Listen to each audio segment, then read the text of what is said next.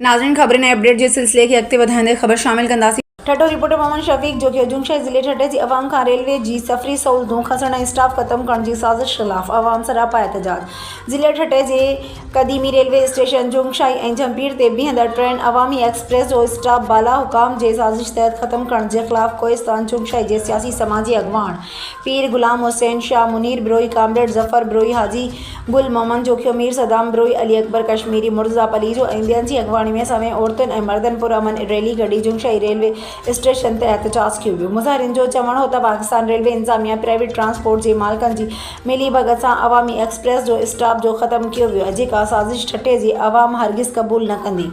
अॻवान वज़ीर आज़म Pakistan railway minister ऐं MNA सादिक अली मेमण ऐं ॿियनि खां मुतालबो कंदे चयो त अवामी एक्सप्रेस जो स्टाफ फौरी बहाल कयो वञे, ट्रेन बहाल न थियूं त धरणो हंयो वेंदो। जो स्टाफ जुमशाही ऐं जमपीर जो ख़त्म कयो वियो आहे ऐं पहिरियां गाॾियूं बंदि कयूं वयूं। ठठे ज़िले जो ही मेन सुतून आहे जितां खां वॾा वॾा काफ़िला मुल्तान जे लाइ, लाहौर जे लाइ ऐं परे परे ज़िलनि में हितां खां काफ़िला वञनि था।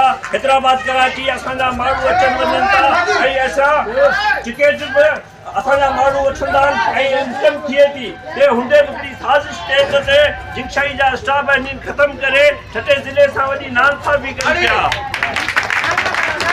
यादि रहे ठठे ज़िले जी इहा मेन स्टेशन आहे जेका मकली खां 18 किलोमीटर जे मुक़ररु आहे।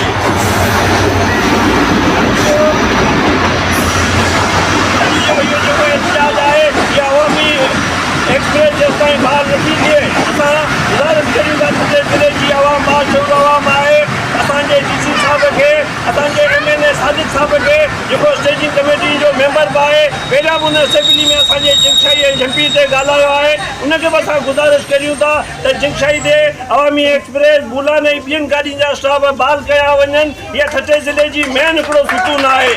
यादि रहे साकरो, गाड़ो ऐं पूरे ज़िले जा माण्हू हितां खां स्टेशन खां कराची, हैदराबाद ऐं लाहौर सफ़र कंदा आहिनि ऐं मुल्तान वॾा वॾा काफ़िला वेंदा आहिनि।